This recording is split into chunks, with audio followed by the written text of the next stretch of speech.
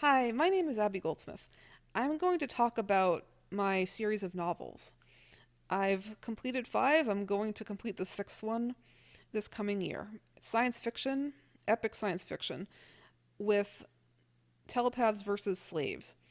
The telepaths are all networked together in a uh, something like the internet on steroids, where popular opinion gets upvoted or voted on by the majority, and the majority rules.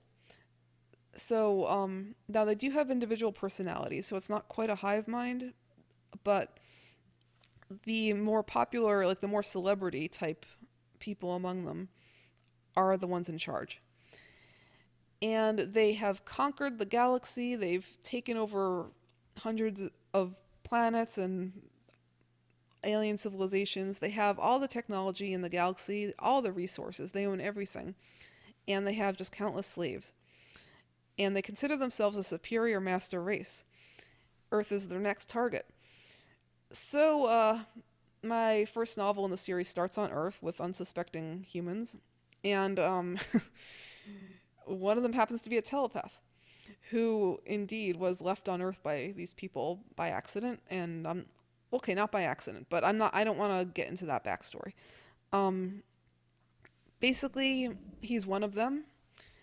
He was raised among humans. He has human sympathies. He was raised by a foster family that he cares about, and the telepaths come and abduct them all.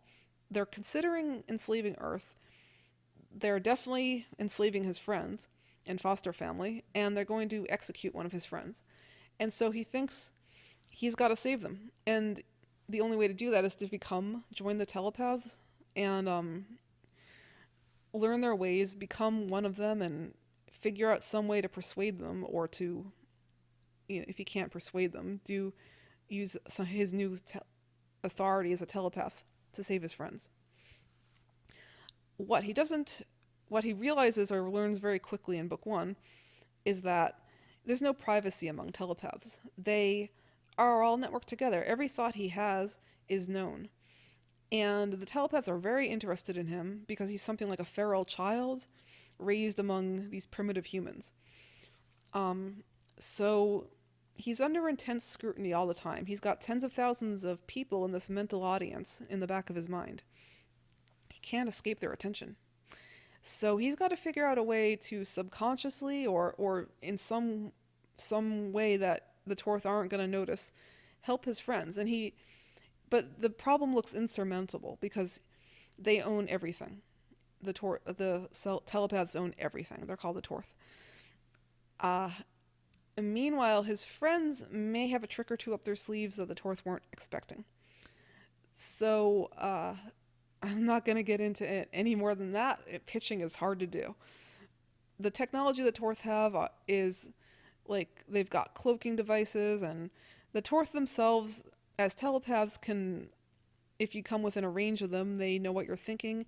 They can see through the eyes of other telepaths and through, hear through their ears.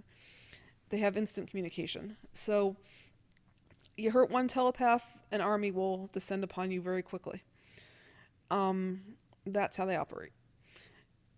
Until now, in the present time in my series, slaves have not been able to rebel. They haven't been able to plan anything because the minute they do, they're sentenced to death. Um, they, the few that do live in the wild, so to speak, um, are just terrified of telepaths. They know that if they're caught, if a runaway slave is ever caught, they're executed. Um, so anyway, and then my heroes come along and they start changing all that. I do not want to give away much, but it's very much a series that's about what it means to be human, um, good versus evil, and a lot about privacy, a lot about like groupthink or not groupthink but crowdthink. Um, what happens when you have a society that's where there's no privacy and everything is ruled by a majority?